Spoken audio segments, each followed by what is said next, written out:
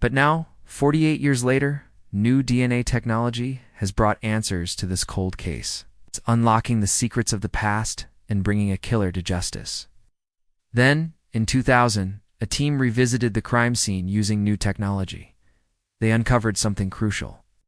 The body had been moved. Originally, the woman's head had been 13 inches from her body. Whoever had done this had tried to make it look like a random act of violence, perhaps to cover up their identity. But the team was unable to recover the remains, leaving many questions unanswered. And remember to subscribe to get more of our fact-driven, unbiased coverage. Just when you thought the sands of time had buried this mystery, using the same tooth found at the scene, a forensic artist created a composite sketch of what the victim might have looked like. But creating this image was only the beginning. It took another 2 years to identify her using DNA found on that bandana. A distant cousin of the victim saw the composite sketch and came forward providing the missing piece of the puzzle. Her name was Ruth Marie Terry. Deep in the archives of the Cape Cod Times, a forgotten box lay gathering dust. The investigation into Ruth's murder remains a top priority for the Cape Cod District Attorney's Office. They are following several leads, but so far no arrests have been made. For a family seeking closure after almost 5 decades, this news is both a relief and a heartbreak. Finally, they know what happened to Ruth and how she died. But it's little consolation that her killer is still out there. Died. Inside a jumble of personal belongings, all that remained of an unidentified woman found brutally murdered in 1974. Did she know her attacker, or was this a random act of violence? And most importantly, where is the person responsible? The search for answers continues as the community grapples with a legacy of violence and the hope for justice. Faded blue denim jacket, a straw hat, a missing face. But it's this fragment of bone that holds the key to this decades-old mystery. A single tooth. As the years passed, the case went from a top priority to a cold case. Then in 2021, a breakthrough. But why had she been killed? And who was behind the brutality?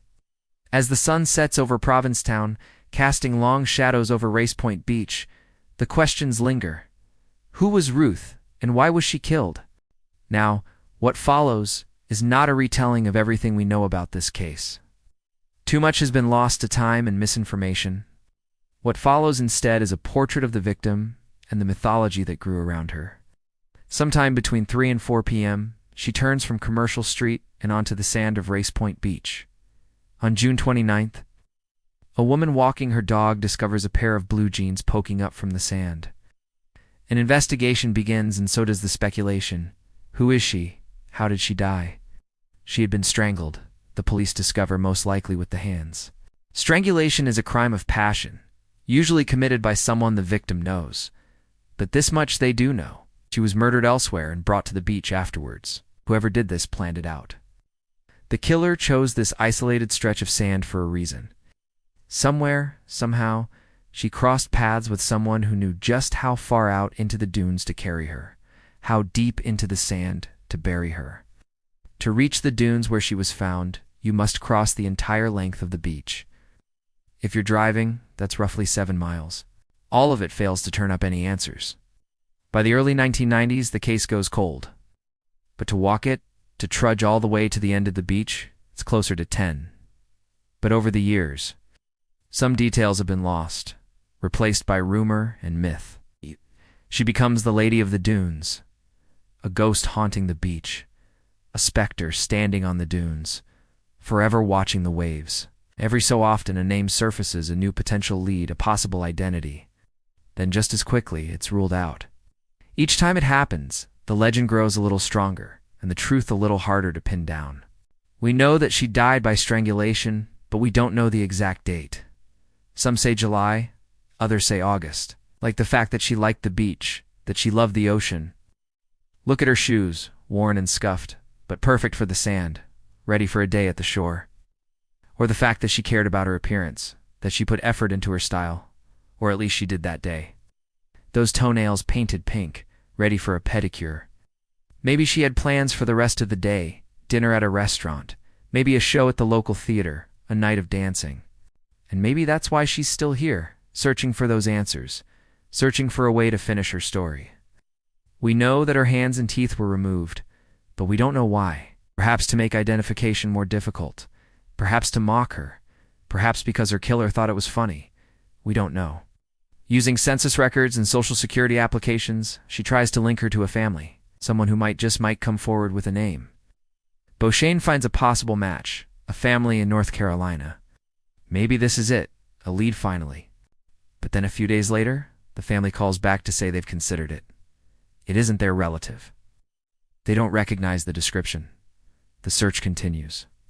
From downtown Provincetown, you pass landmarks like the Pilgrim Monument and the Provincetown Museum, the Herring Cove Beach, and the Lobster Pot Restaurant. You pass crowds of people, shops, and businesses, and eventually you pass them all.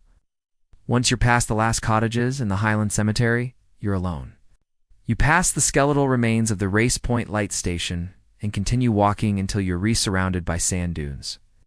Here, the silence can be deafening. And why was she brought to this remote part of the beach? But it also makes investigations more difficult. Someone goes missing in a big city, dozens of officers might comb through hours of security footage. Out here, there is no footage. In a crowded city, witnesses see everything. Out here, no one sees anything. And as the years pass, even fewer people remember. So what little evidence there was quickly disappears. Each theory is more lurid than the next, each one more shocking. In the beginning, hundreds of tips pour in. Soon those tipsters dry up. Years pass and fewer people remember. Today a handful remain who claim to know her identity. None of them can prove it. One of the stranger theories holds that she was killed in Salem, Massachusetts, the infamous witch city. Some say she was the victim of a satanic ritual. The sketch hangs in the police station, a constant reminder. The Lady of the Dunes becomes local lore, the subject of books and documentaries. One bar even names a drink after her. But for the most part, outsiders dismiss the case as a local curiosity. How could a murder go unsolved for so long? Surely someone must know something, right? Well, not necessarily. And here's why. Others say she stumbled into the wrong crowd after a night of drinking. One version even claims she witnessed a murder and was killed to keep her quiet. Then there are the mob rumors, the conspiracy theories, even tales of a mafia hit. And all of them seem plausible because even after 4 decades, she remains unidentified. Before long, a composite sketch is released to the public, and the search for her identity begins. At first, hardly anyone pays attention. Summer crowds still pack the streets of Provincetown. It's another busy weekend. Bars and restaurants are full. No one seems to notice the sketch posted in the windows. She also had no wallet, no purse, no luggage. She had no connections to any hotel or rental properties. Even if she had used a false name, she left no fingerprints behind. Nothing she owned had been left behind at all. This makes connecting her to a wider network extremely difficult. Without a name, without a face, investigators have a hard enough time finding leads. But this case took on an extra layer of difficulty because of where she was found. But then, slowly, people start talking. The sketch is shown on television. Newspapers pick up the story. Soon everyone is looking at the picture trying to place the woman. Her eyes are brown. He has high cheekbones and straight, slightly hooked nose. Her mouth is small, her chin pointed. Most striking of all is her hair. Long, wavy, tied back with a blue bandana. Investigators believe she was 23 to 25 years old, 5'5", 120 pounds. White, of average intelligence, perhaps a little naive. The jeans she wore were high-waisted, flared-legged Wranglers, fashionable at the time. The top she was wearing is never recovered, but based on similar cases across the country, investigators believe she was most likely wearing a blue denim or corduroy shirt. Was she hitchhiking? Was she on vacation? Did she live here? Who was she? She walks closer, kneels down, and realizes they're part of a larger form lying face down. Is quickly gets up, runs to call the police. When they arrive, they do their best to preserve the scene, but it's not easy. People still walk freely across the beach. Children play in the sand, chasing each other through the dunes. It will be some time before anyone knows how important these dunes are. For anyone visiting Provincetown, it's a picturesque scene. White sand dunes rise up against a backdrop of crashing Atlantic waves. Behind her, downtown Provincetown buzzes with activity. Tourists browse through galleries and shops, stopping for ice cream cones and lemon bars. This is the height of summer. The Cape is packed with visitors escaping the Boston heat. But out here at the end of the beach, she is alone. No one sees her walk past the bathhouses and the row of weathered cottages, past the last set of headstones at the Highland Cemetery, past the crumbling ruins of the Race Point Lighthouse, and out onto the dunes. No one sees her wander into the soft, shifting sand. No one sees her disappear. Because while facts may fade, stories endure. And hers is a story worth telling because, even after all this time, even without a name or a face, she haunts the dreams of those who seek her out, and she lingers in the hearts of those who wish they could forget. It's June 26th, 1974. A woman walks along the beach. She walks alone, and she walks with purpose. It's 3 days later when someone does spot her absence. When they roll up the jeans, they find the body of a young woman. And as the days turned into weeks, and as the crowds left town and the summer faded into fall, the questions only grew. But who, over the years, many names have surfaced. A pimp jealous lover, maybe even her own family. And now the clock really starts ticking. In Provincetown, the case is never forgotten. One of the biggest obstacles facing investigators is simple. She had no ID. Provincetown sits at the very tip of Cape Cod, a peninsula jutting out from the mainland nearly surrounded by water. The isolation is part of the charm, of course, which is why people come here every year to visit. Over the years, several attempts are made to identify her, including a nationwide push in 1980. Police take new photographs, they conduct forensic tests, and develop new composite sketches. Fast forward to 2008, the Cape Cod Times publishes a story about the case and a new effort to identify her. A genealogy expert named Gail Beauchesne takes an interest. To this day, the Lady of the Dunes remains unidentified. That much hasn't changed. That lack of answers fuels the legends. There are some things we know about her, though, that have nothing to do with her death. Things that might have been lost in the myths, but are worth remembering anyway. Scene start. This is a picture of a composite sketch made of the victim that we're talking about today. But as I look at this image, my eyes are naturally drawn to the dunes looming large behind her. You see, this unsolved mystery takes us to the tip of Cape Cod, Massachusetts, where the Atlantic Ocean meets the sand and secrets. There was no trace of the woman's identity, no wallet, no ID, nothing to indicate who she was or where she had come from. This was the era before cell phones, but the lack of identification wasn't because she was a runaway. So maybe the Lady of the Dunes willingly climbed into bed with her killer? That theory unraveled quickly when the autopsy report revealed that she had been bludgeoned to death with a heavy object that had likely fractured her skull.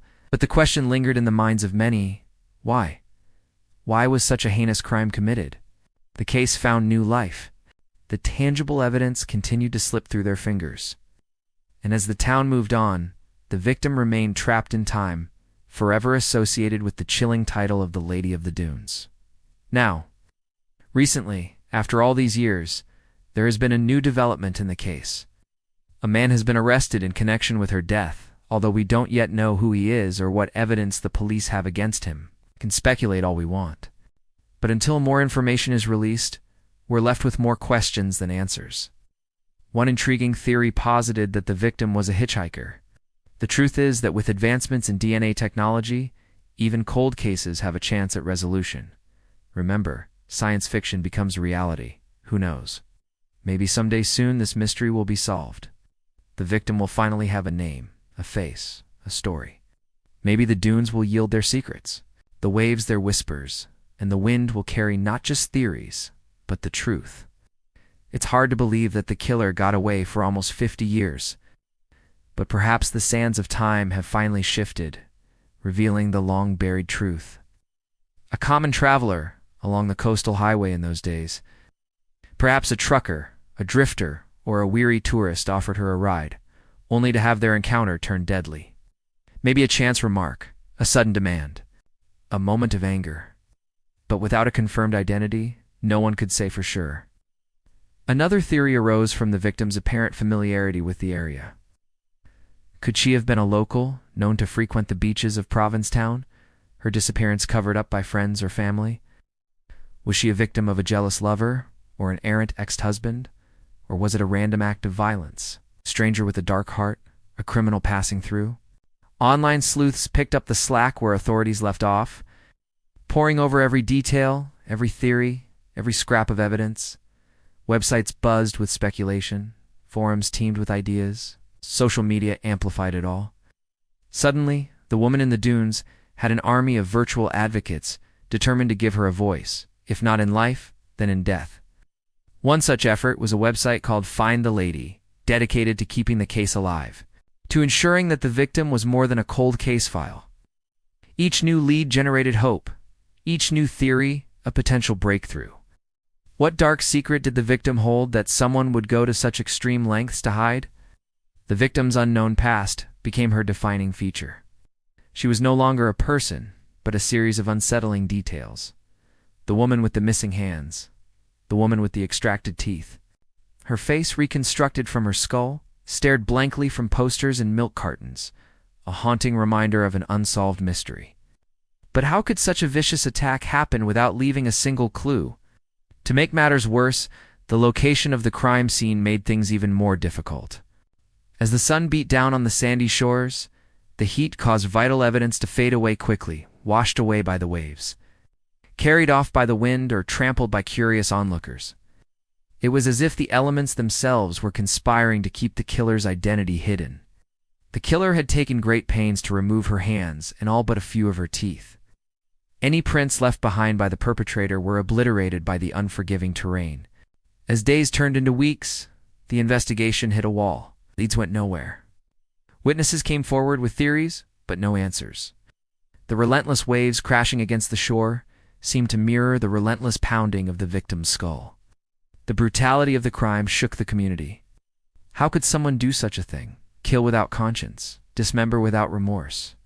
It was a question that echoed through the close-knit town and beyond. Theories abounded: a jealous lover, a madman on the loose. But without a name, without a past, the police were chasing ghosts. Detective Sergeant Edward A. Ned Delina described the state of the body and how the killer had carefully arranged it. I'm sure the girl was dead before they put her there. Her mouth was open wide. Her eyes were open wide. They took out the teeth and washed out her mouth. It looked like the person had brushed his or her hair back. It was a warm night, and it appeared as if somebody had taken all that time to brush her hair back, to cool her off. It was a meticulous thing. It was a ritualistic thing. Yeah, I agree with you, Ned. Very strange. Her fingers and teeth were missing, which was deliberate. So was the placement of her body. It was too staged, too calculated. Even the victim's hair seemed to have been combed neatly back from her face, as though laid to rest by someone other than the sea. On July 26, 1974, a group of vacationers arrived at the Race Point Beach in Provincetown looking for seashells. What they found instead was far from pretty. At the base of the towering sand dunes lay a naked woman, her head crushed, hands gone. Teeth pulled out and scattered around her like discarded dice. The discovery sent shockwaves through the tight-knit community. People described the area where the body was found as normally a real sleepy area, usually deserted. So who was this woman? Why was she killed in such a brutal manner, and who was responsible? The Provincetown police were baffled. At first, the police thought that the victim might be a runaway because of the positioning of the body and the way that she was killed. Although she had been placed in the dunes like a macabre exhibit, there was no evidence of a struggle. A search of the surrounding area eventually revealed a set of tire tracks, but they were too worn to determine the type of vehicle. Over the years, the case grew cold. Time, it seemed, had buried the truth along with the unidentified woman in the dunes, in the digital age. But as the years rolled by, there are so many unanswered questions. After 48 long years, the woman dubbed the Lady of the Dunes has finally been identified. The bones that were found back in 1974 were put to rest twice. This is part 3 of our series all about forensic genealogy. And when the police received a call about a body on the beach in the early hours of July, they probably didn't expect it to be anything too serious. Apparently, the caller had seen someone on the beach around midnight. And when the news got out that a woman had been brutally murdered on the beach, people began to wonder just how safe they really were. Back then, Provincetown was known as a haven for the LGBTQ community. He lived in Boston and had recently been released from prison. Occasionally, the police would dig up the bones, hoping new technology would reveal something they had missed, but it never did. Instead, They reburied her, hoping that one day soon they would solve the mystery of the Lady of the Dunes. Just days before the body was found, he had been spotted hitchhiking near Provincetown. Specifically, they were able to determine her approximate age at death, 25 to 35 years old, and her race and ancestry, white and Northern European. These details were entered into the National Crime Information Center database, and occasionally the FBI would follow up on potential leads.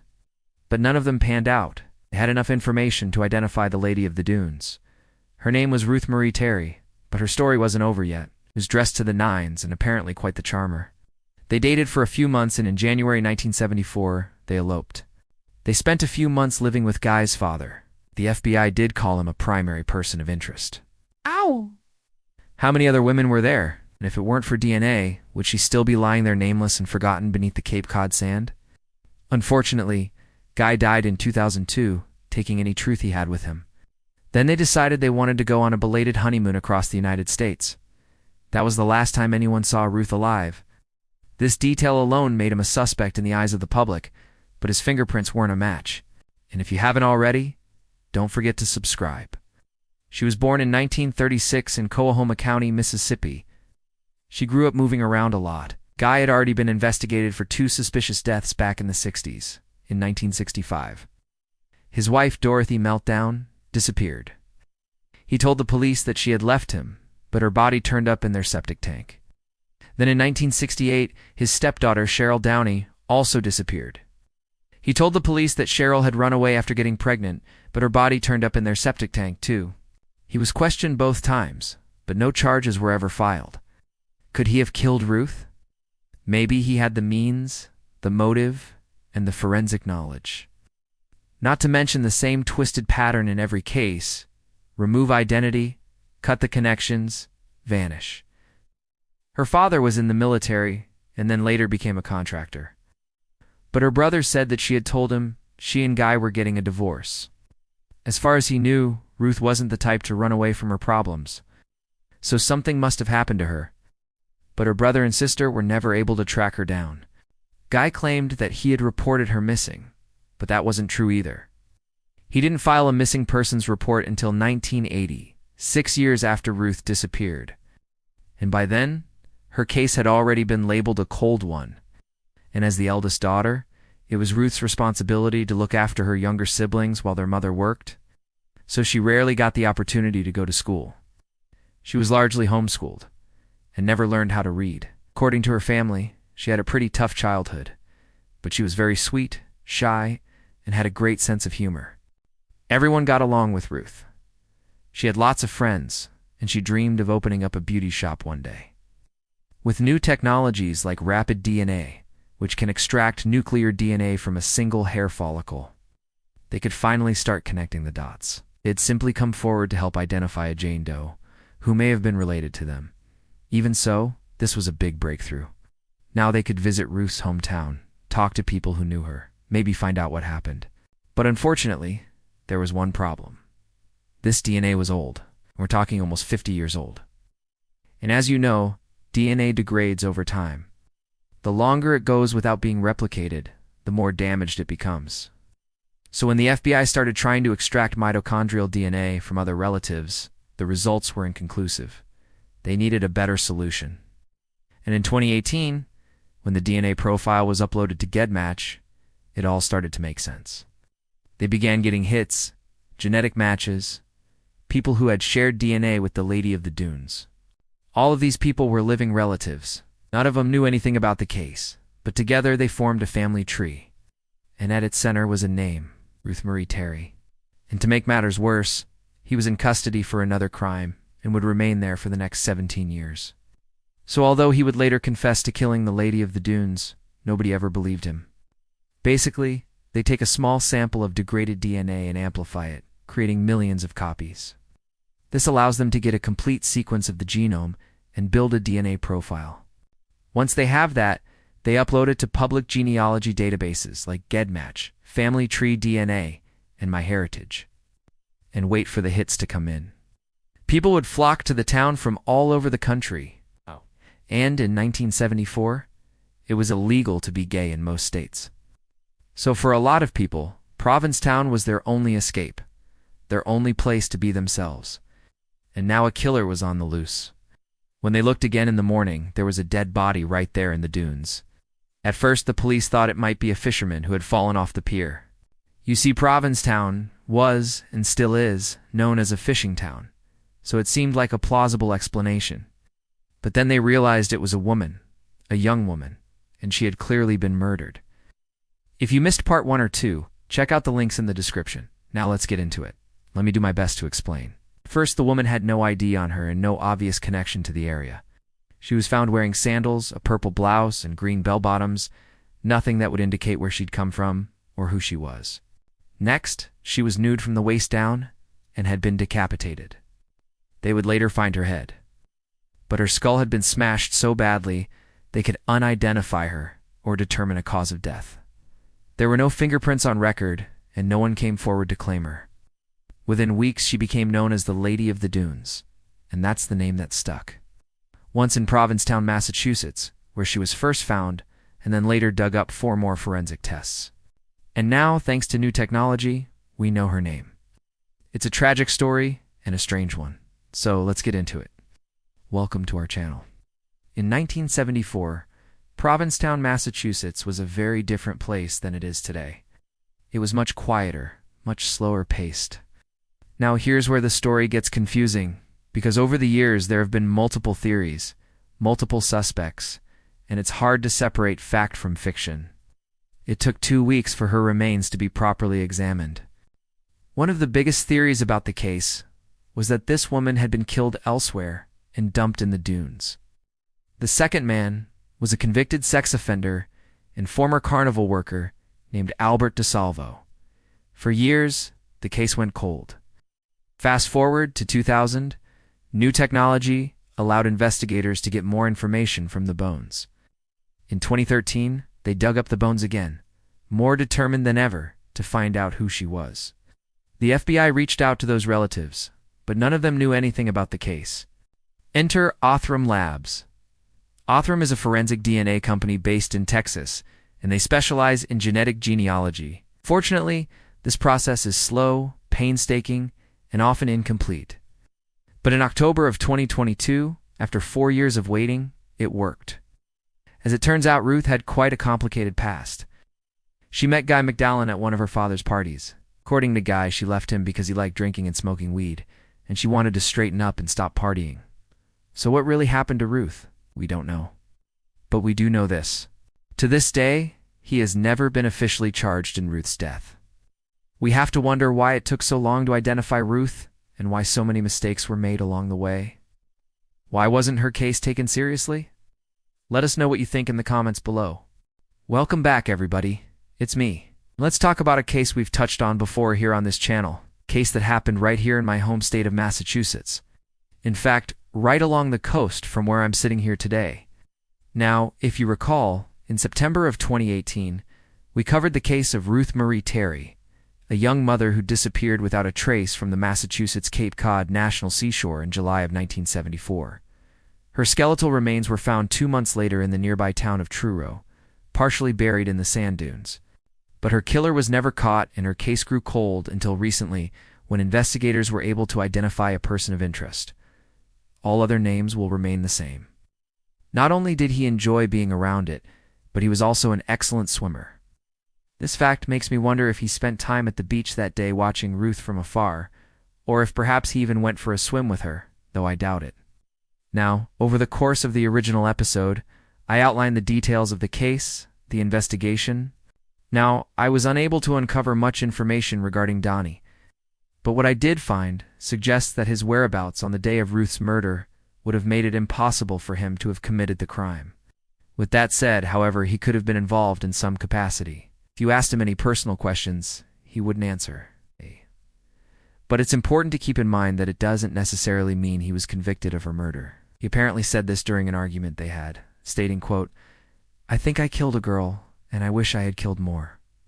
While this statement certainly lends credence to the theory that Guy murdered Ruth, it falls short of providing hard evidence. After conducting modern DNA testing on the shorts, they were able to generate a male DNA profile, which is what led them to Guy. For example, When the FBI examined the shorts back in 2018, they were unable to obtain a usable DNA profile, according to those who knew him. He was extremely private and would not have spoken about something like that unless he were drunk. That raises the question: was the woman he allegedly confessed to actually present during the alleged confession? If so, what exactly did she hear him say? Could his statement have been taken out of context? Identifying a potential killer after all these years must be both comforting and heartbreaking. Comforting in the sense that, after all this time, they finally know who might be responsible, but heartbreaking because they will never get the chance to hold whoever did this accountable. Or perhaps he merely expressed regret over something he felt guilty for, but did not participate in.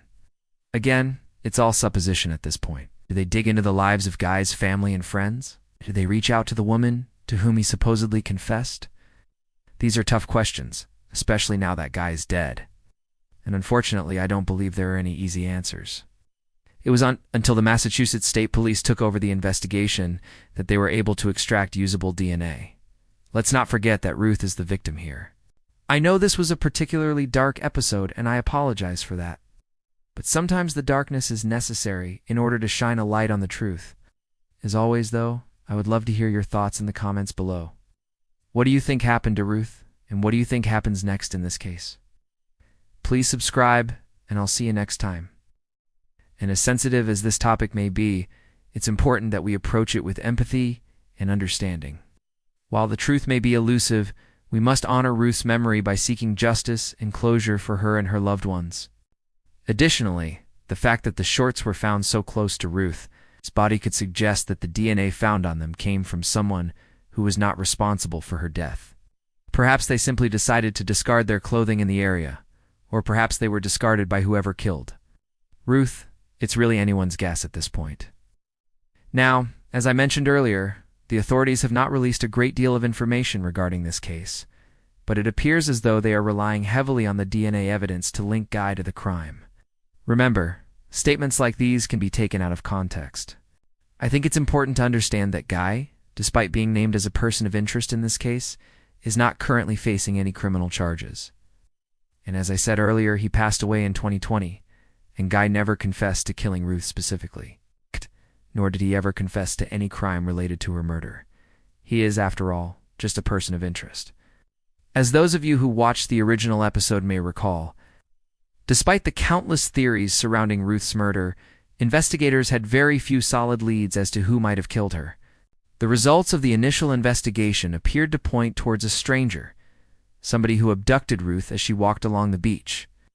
However, without a suspect, the case eventually went cold. While there have been reports suggesting that he confessed to the crime in the past, those reports appear to be nothing more than gossip, which cannot be confirmed.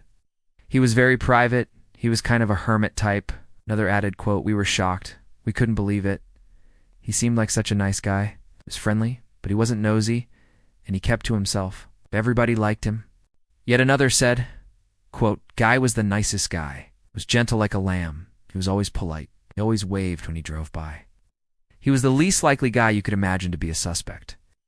And the myriad theories surrounding both the crime itself and what ultimately happened to Ruth, an area where visitors rarely ventured due to its distance from parking and the lack of marked trails. Well, it turns out that this particular area of the dunes was quite popular with nudists, many of whom preferred to disrobe in private, away from the prying eyes of other beachgoers. It's also brought up a lot of difficult emotions for many who knew him. That being said, it appears that Guy was actually a really decent guy for the most part. Somebody who enjoyed fishing, the outdoors, and spending time with his family. He was also incredibly private and reportedly kept to himself. He was not, however, a local. He moved to the area in the early 70s and would eventually move again to Florida in 1976, where he would spend the remainder of his life. One local even stated, quote, "In the early 70s, there were a lot of nude sunbathers. People would take their clothes off and go back to the big dunes. They were fairly private." Now, while I don't want to speculate on this too much, I think it's safe to say that whoever killed Ruth knew this area quite well. Ultimately, the reason for her death and the reason for the creation of this new episode is that the person of interest in this case has been publicly identified for the first time. And in an effort to respect the wishes of Ruth's family and friends, whose identities I will protect here. I'm going to call the individual in question Guy. Alright, so let's get into this. Since our last conversation about this case, I've done a lot of reading, which has only resulted in more questions. But fear not, because through reporting for this episode, I uncovered some answers as well. So let's discuss those answers first, and then the new questions that came up as a result. Now, those of you who watched the previous episode may remember that one of the main theories explored was that Guy Moldavid worked as a traveling carnival worker and may have killed Ruth while working with a traveling carnival. Well, it turns out he did work with a traveling carnival. He didn't travel with them per se, but he operated his own game booths at various carnivals. Now, according to those who knew him at the time, Guy was actually pretty successful at what he did.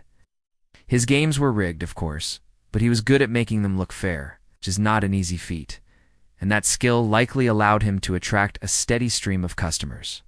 Another interesting tidbit about Guy that I discovered is that he loved the ocean. Moving on, you may also recall that another theory centered around a man named Donnie, who, according to some locals, claimed to have witnessed Ruth's murder. Lastly, you may remember how strange the location of Ruth's body was, given that it was found in an area known as the Big Dunes. All right. So with those tidbits out of the way, let us turn our attention to the case as a whole, and the questions we still do and have answers to. So let's just establish something right now.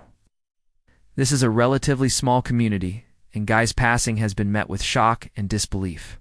According to one local, quote, he was a loner. As you can see, the news of Guy S.'s involvement in Ruth's death came as a shock to those who knew him. Speaking of confessions, though, a woman who attended high school with Guy S. stated that he once told her, quote, I think I killed a girl. All of this brings us to one of the most crucial aspects of this case. One of the reasons why Ruth's family and friends appreciate the work of the investigators. The DNA testing. It wasn't until 2018 that investigators were able to re-examine evidence from the case, namely a pair of men's shorts found near Ruth's body in 1974. With that said, though, DNA evidence is often misinterpreted. Another aspect of this case that warrants further examination is the circumstances surrounding Guy's confession, or alleged confession. I think you can see how these questions and others like them continue to swirl, even after all these years. Now, I know I've thrown a lot of information your way here today, and I apologize for that. Now, I can only imagine the emotional toll this must be taking on Ruth's family and friends. As for the investigators, however, they have a decision to make. Do they continue to pursue this line of investigation? As for the rest of us, I think it's safe to say that we should proceed with caution. I hope you enjoyed this update on the case of Ruth Marie Terry. Thank you for joining us on this episode of Cold Cases Reopened. If Ruth Marie Terry's story chilled you to the bone, there are more waiting in the dark. Some are older, some more recent. She was 20 years old, a high school graduate, and a mother of a baby girl. On the ride over, she called home to let her family know that she'd arrived safely. That was the last time anyone would hear her voice. But all share one truth. Someone out there still knows something. And sometimes, silence is the loudest clue of all. Her mother, Mary Ellen Sloboda, told the press that Laura had recently broken up with her boyfriend and may have been hitchhiking back to South Carolina. The police searched for her along the route the Greyhound took, and even went so far as to question her ex-boyfriend, 8, but they found no trace of Laura. And with renewed attention on these cases, more witnesses are coming forward with information that could lead to an arrest. Without any solid leads, the case went cold. You could be the key to solving a mystery that's been haunting a family for decades. We'll see you next time in the shadows of another forgotten case. Until then, keep your eyes open and your doors locked. In 1978, a young woman from South Carolina named Laura Ellen Zamala got on a Greyhound bus in Atlanta to visit her boyfriend in Charlotte. What happened to Laura is unknown, but her disappearance quickly turned into a police investigation. In July of 2023, investigators announced that they had identified a person of interest through DNA testing, but they're not releasing his name or any further details. They are, however, asking anyone with information to come forward. For the Sloboda family, this was devastating. Many of these cases involve missing persons who have never been found, their loved ones left with more questions than answers. But there is hope. New technology is helping to crack old cases that once seemed impossible to solve. They never got closure, never knowing what happened to Laura or why. But they were determined not to give up on finding out. Every year on Laura's birthday, her mother puts a cake on the porch swing and plays her favorite songs, hoping that somehow she'll hear them and come home. The reason we're retelling you about Laura's case is that the police recently uncovered new evidence that could help solve it. Laura's case is just one of hundreds of thousands of cold cases that are waiting to be solved. Advances in DNA testing, for example, are allowing investigators to identify suspects who left no other trace of their crime. If you have any information about Laura's case or any other cold case, please contact the authorities. If you like this kind of suspenseful, mysterious content, subscribe for more.